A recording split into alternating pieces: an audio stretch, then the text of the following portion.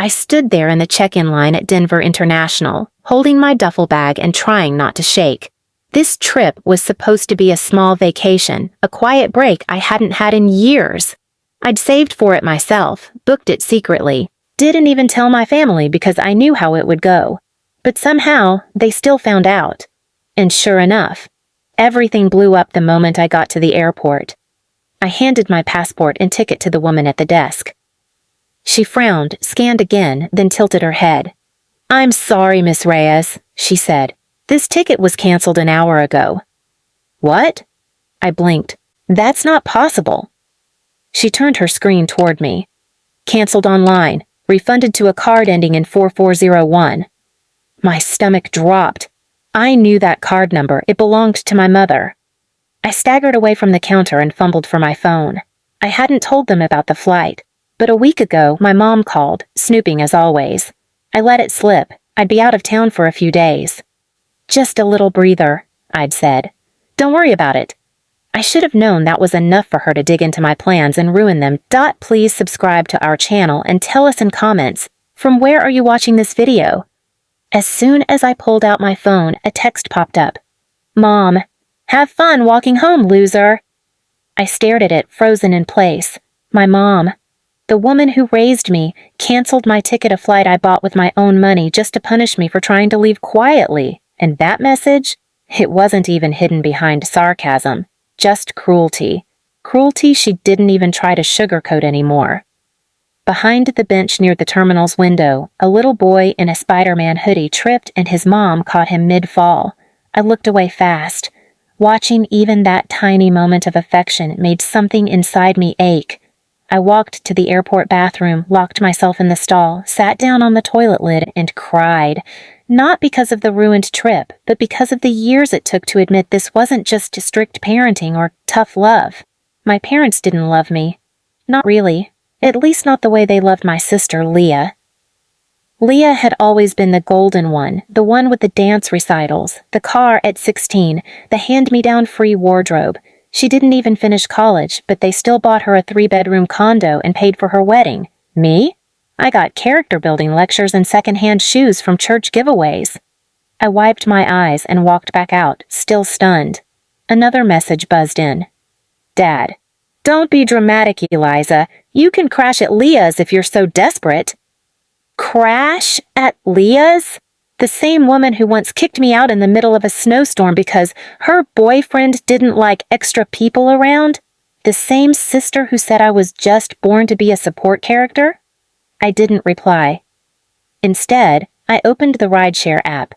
I was still standing in the pickup lane, figuring out if I even had enough money to get back across town when a small white car pulled up. It wasn't mine, but the driver leaned out and said, "You all right? You look like you just got hit by a truck." I gave a small laugh. "Close. A text." He smiled kindly. "Rough family?" I nodded. "You could say that." "Hop in. I'm off shift, but I'll get you wherever you need to go." I hesitated for a second, but something about the man, older, gentle eyes, worn hands, felt like a kindness I hadn't been offered in years. I climbed in. "Where to?" he asked. I almost said home, but I paused. "Nowhere. Just, can we drive for a bit?" He didn't question it. He just drove. For the first time in years, I let myself talk. Not just small talk, real talk. About my parents, about Leah, about how every small victory of mine had been stolen, sabotaged, or mocked. The man, who eventually told me his name was Harvey, didn't say much. He just nodded, listened. After 30 minutes, he pulled into a park and said, "You know, I have a daughter. Reminds me of you. Stronger than she thinks." I smiled at that. "She lucky to have you." He laughed, a little sad. "She ran away to New York 5 years ago. I haven't heard from her since. I keep hoping she's okay." I looked at him. "I think she's probably better than okay." We sat in silence for a few minutes before I pulled out my phone again. This time, I didn't cry. I logged into a folder I hadn't touched in months. It was labeled Options. Inside were the documents from a life I'd been slowly building. Secretly. Years ago, when I was in college, I took a financial planning course just to fill credits. but I fell in love with it. After that, I did odd jobs, worked double shifts, interned for free. Eventually, I learned enough to start investing. I didn't tell anyone, not even friends. I bought stock, then real estate, then more. My parents never noticed. They thought I was poor because I drove a 2007 Corolla and lived in a basement suite. But they didn't know about the portfolio under my name. They didn't know I owned the house they rented from. They didn't know that the nice landlord who let them skip 2 months of rent during Leah's wedding was me. They didn't know I was sitting on $78 million in assets. And they didn't know that their texts weren't destroying me. They were freeing me. Freeing me to finally respond. I turned to Harvey and smiled. I think I'm done being their daughter. He tilted his head. What do you mean? I looked out the window. I think I'm about to become their landlord. And with that, I sent the message that started it all. Me. Don't worry, Mom. I'll be home soon. The ride back to the suburbs felt different this time. Not because of the air or traffic, but because for once, I wasn't returning as their doormat. I was returning as something else entirely. As Harvey dropped me off near the corner, I thanked him. He patted the dash and smiled. You go be the storm, Eliza. I walked the last block. Their house looked the same beige siding, overgrown lawn, Leah's white SUV in the driveway. It was the same house they used to scream at me in. The same house they kicked me out of 3 times before I turned 20. But now it was mine. I unlocked the mailbox first and pulled out a stack of envelopes, most of them addressed to Eliza Properties, LLC. The rent checks, all made out to me, including theirs. I walked up the path. I didn't knock. I walked in. My mother looked up from the couch and frowned. Why are you here? My father came out of the kitchen, chewing loudly on a sandwich. I thought we canceled your trip. Shouldn't you be sulking somewhere? Leah sat at the kitchen island, filing her nails like a villain in a soap opera. Thought you'd be crying in the terminal by now. Guess the charity flight didn't fall through, huh? I just set my bag down slowly and pulled out a plain manila envelope. Dad squinted. What's that? Eviction notice, I said, placing one copy on the counter, one on the fridge, and one on the stairs. Mom scoffed. Excuse me? You're 3 months behind on rent. Under the agreement you signed with Eliza Properties, LLC, that's me, I'm terminating the lease. Dad's face turned a shade redder. You don't own this house. Oh? I tapped the deed. Purchased under a private trust 2 years ago. I let you stay out of pity. But the text you sent earlier, the one where you called me a loser? That's not a tenant I feel safe renting to anymore. They stared at me like I'd grown a second head. Leah set down her file and laughed. You're joking. I'm not. I pulled out my phone and hit play on a voice memo. Let's cancel her flight. Teach her not to keep secrets. She's always been ungrateful. Wants to go on vacation while we sit here struggling.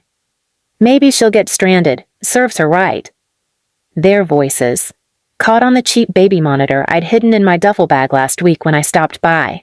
I knew they'd snoop. I just wanted to hear what they'd say when they thought I was gone. Mom gasped. You spied on us? No, I said. I documented my property being occupied by emotionally abusive squatters. Dad growled. You can't do this. I raised an eyebrow. You sure? Because I already did. Behind me, my phone buzzed. It was a notification from the tenant portal. $14,700 paid by Leah Baxter. Leah lunged over the counter. You said the rent was delayed. Only if you hadn't laughed when I tripped down the stairs last Christmas. Remember that? While I was holding your kids' gifts? Her jaw tightened. You know what else I remember? I continued, stepping closer. Serving dinner to your kids while mine sat on the floor. Because he wasn't a real cousin. Don't twist this, Eliza. No, I'm just playing it back. Exactly how it happened. I walked up the stairs. The photos lining the wall? All of Leah. None of me. The frames? Bought with my money, I recognized the receipt from my old Amazon account they still logged into. In the guest room, once my childhood bedroom, I found a bin. My old sketchbooks, honors ribbons, college letters, shoved into plastic. I took a photo. Then I carried the bin outside, poured it into the trash, and wheeled it to the curb. Leah was already on the phone, whisper-screaming to her husband. Dad tried calling someone, maybe a lawyer. Didn't matter. I had a full legal trail. Receipts, audio, lease violations, rent records, all clean, all handled months in advance. They just didn't know who I really was, because I never let them see her, until now. "I'll give you 3 days," I said quietly, standing by the door. "After that, I file with the sheriff." Mom looked pale. "We raised you." "No," I said. "You drained me," and called it love. And I walked out. On the ride back to my condo, which overlooked a lake and had a concierge, I got another text. "Leah, you're evil." I smiled. "Me? No, I'm just finally done pretending I'm not." A week passed. 3 days came and went, and just as I promised, I filed the eviction notice with the sheriff's office. The deputy showed up on a Thursday morning with the paperwork in hand and a calm voice that offered no room for debate. My parents stood on the porch, stunned, furious, speechless. Leah wasn't there. She had already packed up and left the night before, dragging her designer suitcases out while swearing into her phone. Turns out, her husband didn't know she drained their shared account to pay the rent. He knew now. As the movers cleared out the last of my parents' things, Mom turned to me. Tears in her eyes, not from guilt, but from the realization that I wasn't bluffing. "Eliza, we didn't mean to hurt you." I looked at her carefully done hair, the designer scarf she once called a gift, which I had bought for her on a maxed-out credit card at 22. "Yes, you did," I said. "You just never thought I'd matter enough to fight back." She reached for my hand. I didn't give it. Instead, I turned to the sheriff, handed him a sealed envelope, and said, "Make sure this stays with the house." It was a photo of me and my son, smiling, free. Underneath, I'd written one line. "This is what a family looks like, not what you built." I walked away from that porch without looking back. Back to my life, my son, my business, the condo where my name was on every document because I earned it. Not out of spite, but out of proof. Proof that even after years of being made to feel like nothing, I could become everything they never imagined and never again needed. And somewhere, as the door closed behind them forever, I knew they would never laugh at my son again. Not unless they wanted to beg for a plate. Please subscribe to our channel and tell us in comments from where are you watching this video.